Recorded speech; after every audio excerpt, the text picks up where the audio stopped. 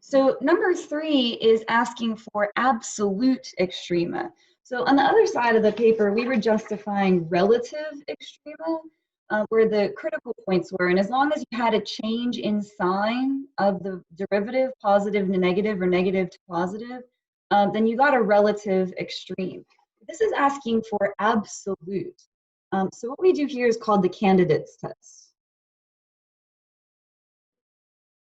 And I brought this up a little bit last time when we talked about extreme value theorem. That's where this kind of fits in.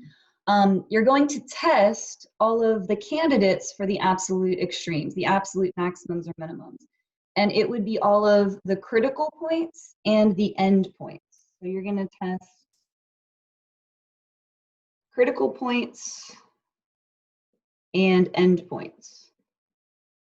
And when you test all of them, that's your justification. You've tested every candidate that's possible. And whatever comes out as the largest, that's the absolute maximum, and whatever comes out as the smallest is the absolute minimum. All right, but it's still going to start with derivative equals 0, because you still have to get your critical points. So we're going to start with derivative equals 0. And so this derivative is 12x squared plus 6x minus 6.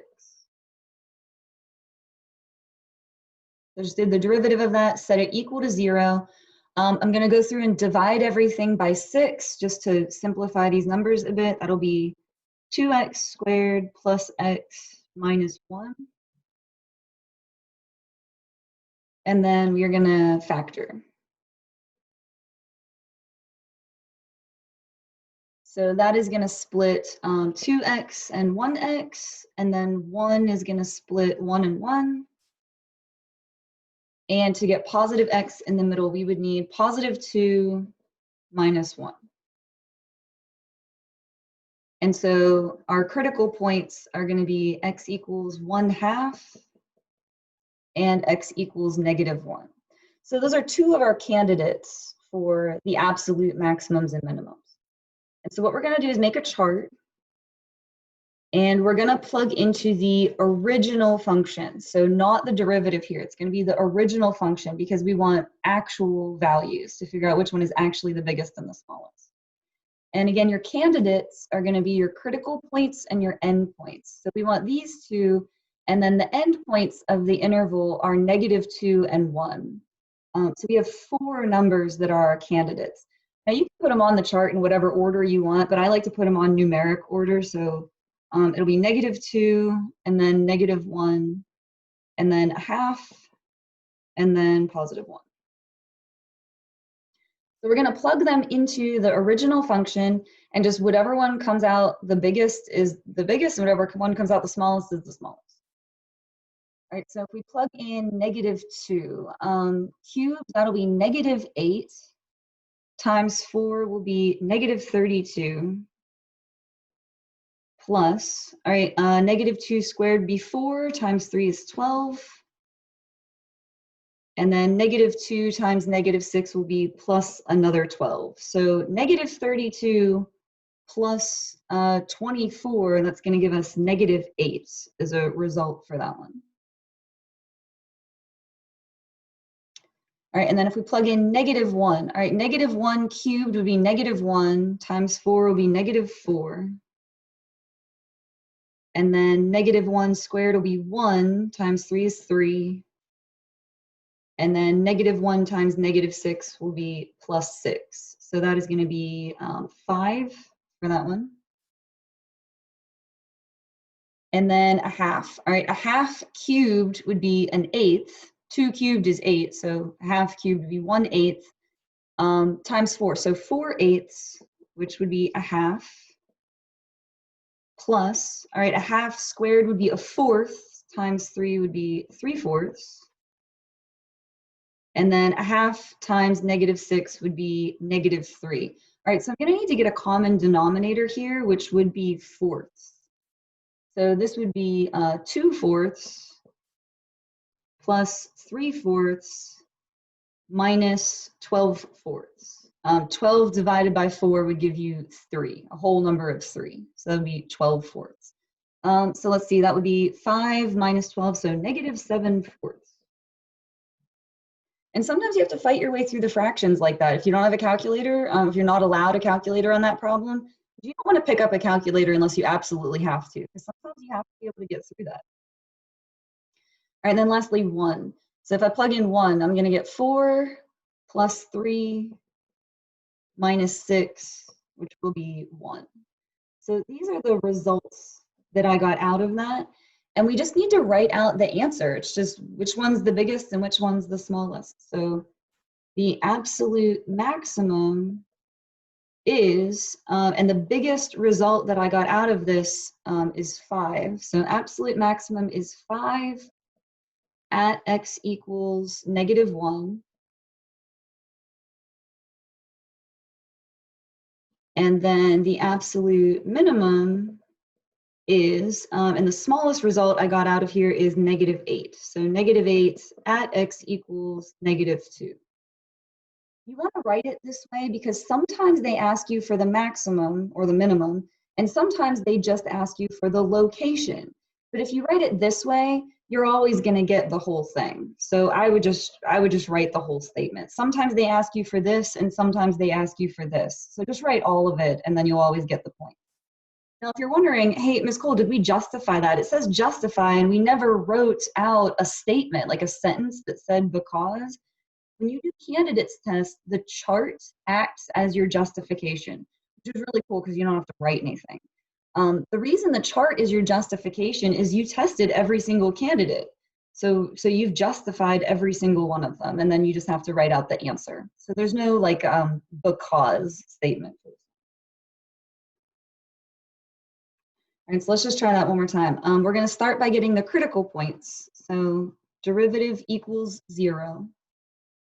And so this derivative is -2x minus 4.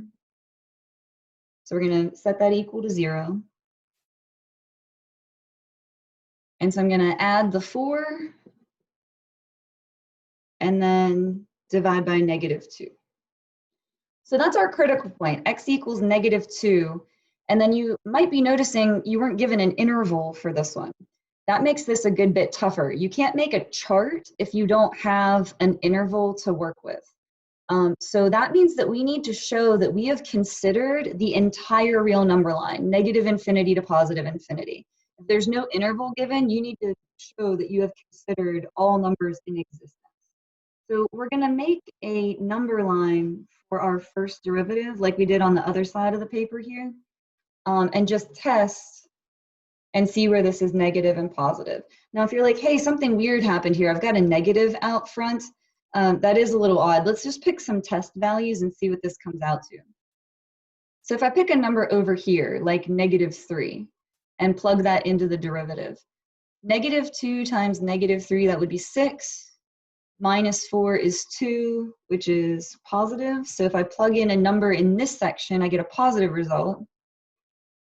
And if I plug in a number over here, like if I plug in 0, I think 0 is the easiest number to plug in, I'll get 0 minus 4, which is negative. So first of all, let me ask you guys this. Would this be the location of a maximum or a minimum? We had to change from positive to negative. So which is that going to give us? Is it a location of a maximum or minimum? Good, maximum. Awesome. Nice job, guys. All right, now we need to justify that it is the absolute maximum, not just a relative maximum, which again means we need to show that we've looked at the entire number line. So we're going to say absolute maximum is, oh, and be really careful, -2 is not the absolute maximum. You have to take -2 and plug it back into the original function. It's exactly like we did in this chart here. We plugged everything back into f of x. You have to take -2 and plug it back in. So let's see. -2 squared would be 4, but it's going to be negative. So -4, and then -2 times -4, that'd be 8. So -4 plus 8, that would be 4, minus 7 is -3. So you have to take that and plug it back in. So absolute maximum is -3 at x equals -2. Because, and so we are going to have to write out a statement for this because I can't make a chart. I don't have an interval to make a chart. So it is because this is the only critical point. The reason it has to be absolute, like it has to be the absolute maximum, is it's the only one. There are no other candidates. It's like an election where no one ran against -2. He's the only one, right? So because x equals -2 is the only critical point, so you have to say he's the only one, and then we're going to talk about the whole number line. You have to show you've considered -infinity to positive infinity, which is a little bit annoying, but we'll get through it. And f prime is positive on -infinity to -2. So all of that is positive. And f prime is negative on -2 to infinity. And so you've showed that you've considered the whole number line, -infinity to positive infinity. So this is the only critical point, and the derivative is positive for everywhere before that and negative for everywhere that after that, so it has to be the absolute maximum. This doesn't come up as often. More often is candidates test, where you're just going to plug them in and make a chart. But this is on the table. I mean, it's fair game. They could ask you to do an absolute maximum and minimum without an interval. And so it's a little bit more tedious to write out. But you can do it. You just have to show you've considered the entire number line.